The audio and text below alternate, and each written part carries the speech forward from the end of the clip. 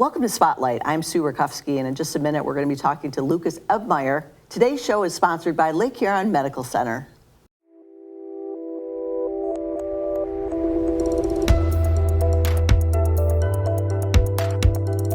Lucas, welcome to Spotlight. Hello. Thank you for being here today. We're going to talk about a very interesting Eagle Scout project that you did.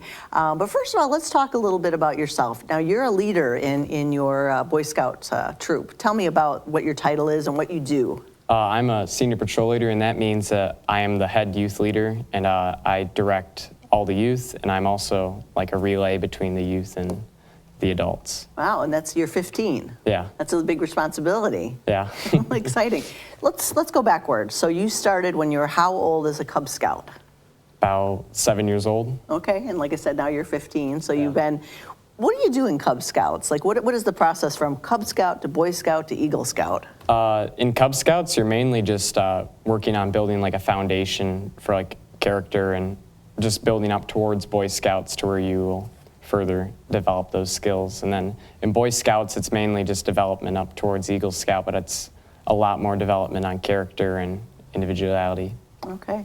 So you must have really wanted to do this when you started so early. Did you have an inspiration or somebody you knew that was involved, or you just heard about it? I was just told about it, what an Eagle Scout is, and about all the great things that they do. And ever since then, it's just been in the back of my mind and kind of been chasing it. Okay, a goal. So what do you have to do to prepare to be an Eagle Scout?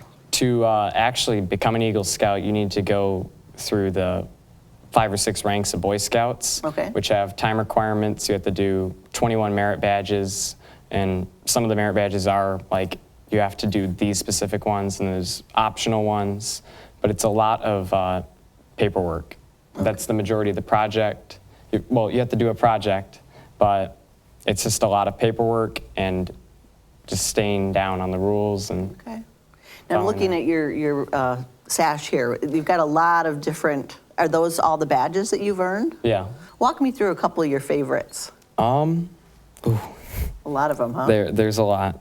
Is swimming, did you have to become a lifeguard, or what was the swimming? No, you just have to go through like a course and demonstrate abilities and just demonstrate that you're capable of swimming and Okay, fair enough. being afloat. Yeah, for sure, Yeah. important. What about your hanging medals here? What do those represent? So my hanging medals, this is from a scout reservation called D-Bar A out in Metamora, and they have a little trail system, and there's like 3 legs of it. And I simply just did the 3 legs, and I got the medal. And then this outer medal, this is from it's actually it's a county park. And Boy Scouts actually runs a program in the park, and it's called the Chief Pontiac Trail. And you have to actually go through the trail. There's like different like treks that you can do that either go on the water.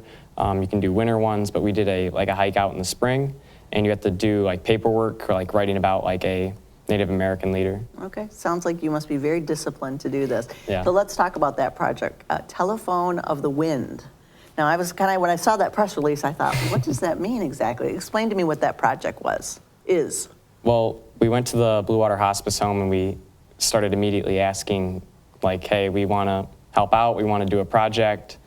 Like, what do you want us to do? Is there anything that you have in mind? And this was the first thing put on the table, and immediately I just chose it. It just seemed like it was to be, and kind of happened. So. Okay, so explain what it is. It's a telephone, but it's not really hooked up anywhere. Yeah, so it's a phone booth, but there's a phone inside the booth, and it's mounted to a pole, and it's simply just a phone hooked up to nothing but your imagination. Oh, that's a good way to put it. So basically, if I wanted to talk to like one of my loved ones who's passed, or say something I wanted to say, is that kind of the gist of it? Yeah, it's to just say things that you didn't get to say, and it's a tool in the grieving process. That's an excellent tool.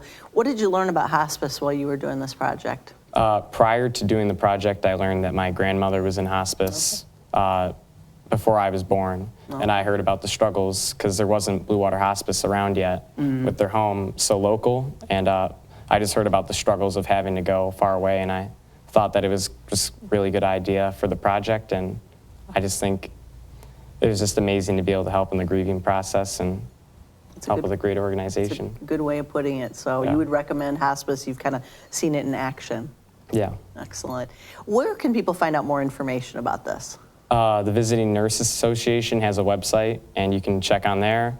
And they actually have an individualized page on there just for the phone, and also more of their grieving tools. So. Okay, so good resource Yeah. for if you're, especially the holidays are a tough time for people. So, Yeah.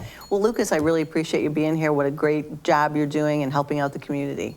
Thank you. Thank you. And thank you for watching this edition of Spotlight.